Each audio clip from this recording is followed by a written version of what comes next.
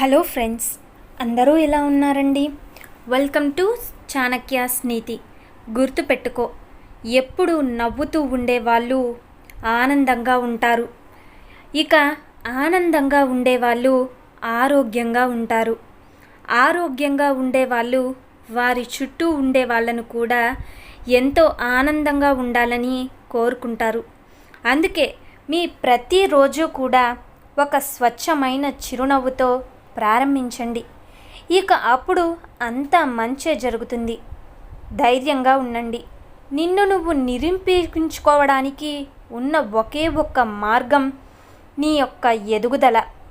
అది లేకుండా నువ్వు ఎంత గొంతు చించుకున్నా ఇక్కడ ఎవ్వరూ పట్టించుకోరు. నువ్వు విసిరే సవాళ్ళు నీ గొప్పని చాటి చెప్తాయి అనుకోవడం మీ అమాయకత్వమే అవుతుంది. అయితే నీ నిశ్శబ్దం నీ విలువను పెంచుతుంది. నీ మీద ఉన్న అంచనాలను రెట్టింపు చేస్తుంది.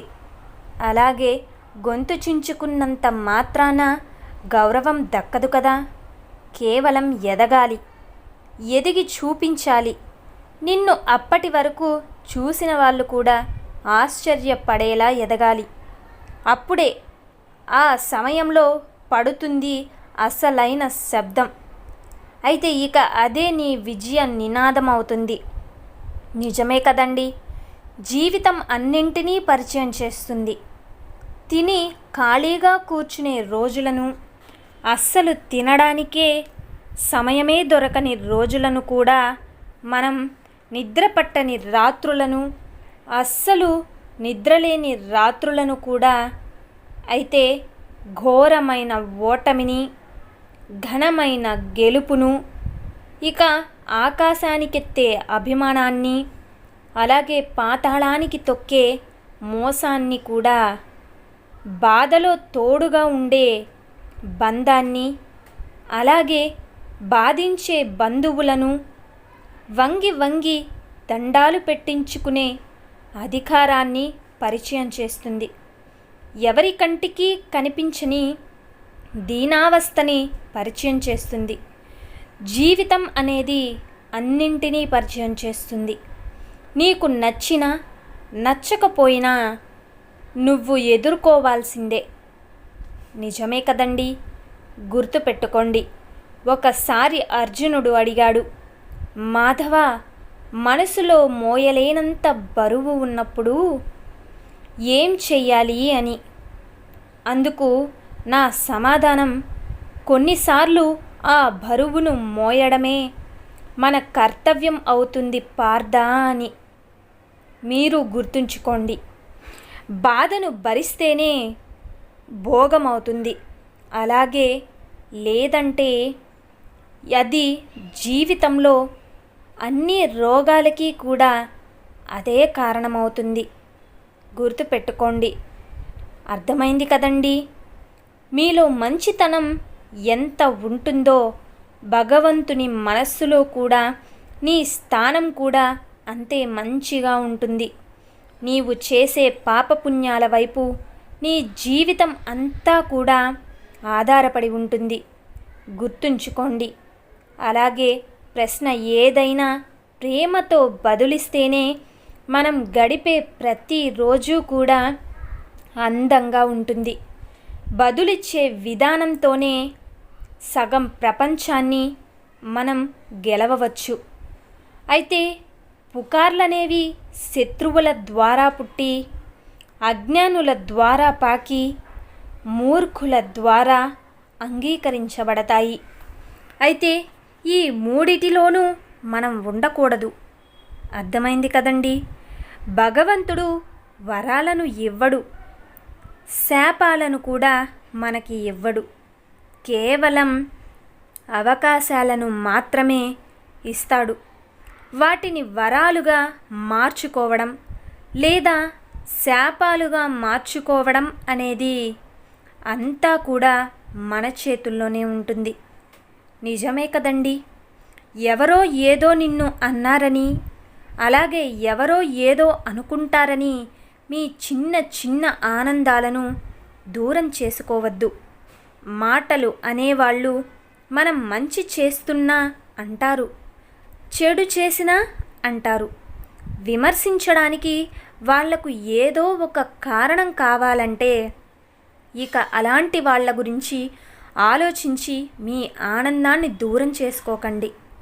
అలాంటి వాళ్ళు ఇంకా ఇంకా అసూయ పడేలా ఇంకా ఇంకా ఆనందంగా చిరునవ్వుతో జీవిస్తూ ఉండండి. అప్పుడే అందరి నోర్లు మూతపడిపోతాయి. అర్థమైంది కదండి? మనది కాని వాటిపైన అత్యాశ ఎంత ప్రమాదకరమో మనది అయిన వాటిపై నిర్లక్ష్యం కూడా అంతే ప్రమాదకరం. గుర్తుపెట్టుకోండి. అయితే మన తాహతకు మించి ఏది ఎక్కువైనా, అది విషయంతో, అది ప్రేమైన, ద్వేషమైన, అలాగే అధికారమైన, ఐశ్వర్యమైన, ఆకలైన, కోరికైన, సోమరితనమైన, మరేదైనా సరే గుర్తుంచుకోండి. అందరితో కలిసి ఉండు, అందరిలానే నవ్వుతూ ఉండాలి. అంతేకాని అందరినీ కూడా అయిన వాళ్ళు అని నువ్వు అనుకోవద్దు. అంతా నా వల్లే అని మురిసిపోకు. నటనతో కూడిన మనిషి ప్రేమ విషం కంటే ప్రమాదకరమని మర్చిపోవద్దు. నువ్వు బాగున్నప్పుడు పువ్వులాంటి మాటలు విసిరిన వారే నువ్వు బాగాలేనప్పుడు రాళ్ల లాంటి కఠినమైన మాటలు విసురుతూ ఉంటారు. అందుకే నువ్వు బాగోలేనప్పుడు ఎలా ఉన్నావో బాగున్నప్పుడు కూడా అలాగే ఉండు. 2 సందర్భాలలో నీతో ఉన్నవారే నీ వాళ్ళవుతారు. పాపపుణ్యాలు అనేవి మనిషి ఆధీనంలోనే ఉంటాయి. నీకు నచ్చింది చేసే అధికారం నీకు ఉన్నా కూడా వాటి ఫలితాలని నీకు ప్రతిఫలంగా ఇచ్చే అధికారం మాత్రం కాలానిదే అవుతుంది. గుర్తుంచుకోండి. నవ్వుతూ గడిపినా అలాగే ఏడుస్తూ గడిపినా మనకున్నది ఒకే జీవితం. ఎలా ఉండాలన్నది మన చేతుల్లోనే ఉంటుంది. మనిషి ఎప్పుడూ కూడా అప్పు చేసేలా ఖర్చు పెట్టవద్దు. మనస్పర్ధాలు వచ్చేలా అస్సలు మాట్లాడొద్దు. కోపంగా 4 మాటలన్నా ప్రేమగా 2 మాటలైనా మాట్లాడాలి. గతాన్ని తలుచుకుని బాధపడవద్దు. అది తలకొరివితో సమానం. కడుపు భరించేంతగా తినవద్దు. ఎవరు ఏమి చెప్పినా పూర్తిగా వినకుండా మాట్లాడనూ వద్దు. అర్థమైంది కదండి?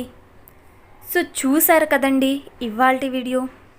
ఈ వీడియో మీకు నచ్చిందనే అనుకుంటున్నాను. నచ్చితే చిన్న లైక్ చేయండి. అలాగే మన ఛానల్ ఎవరైనా స్టార్టింగ్ చూస్తుంటే సబ్స్క్రైబ్ చేసుకొని సపోర్ట్ చేయండి. పక్కనున్న బెల్ సింబల్ని క్లిక్ చేశారు అంటే నేను పెట్టే ప్రతి వీడియో మీకు నోటిఫికేషన్ రూపంలో అయితే చకచకా వచ్చేస్తుంది. Thank you for watching friends. రేపటి వీడియోలో అయితే చాణక్యులు గారు మన జీవితాలకు సంబంధించి ఏ మంచి మాటలను అలాగే ఏ మంచి సూక్తులను మనకు చెప్పబోతున్నారు అన్నది రేపటి వీడియోలో అయితే మనం తెలుసుకుందాం.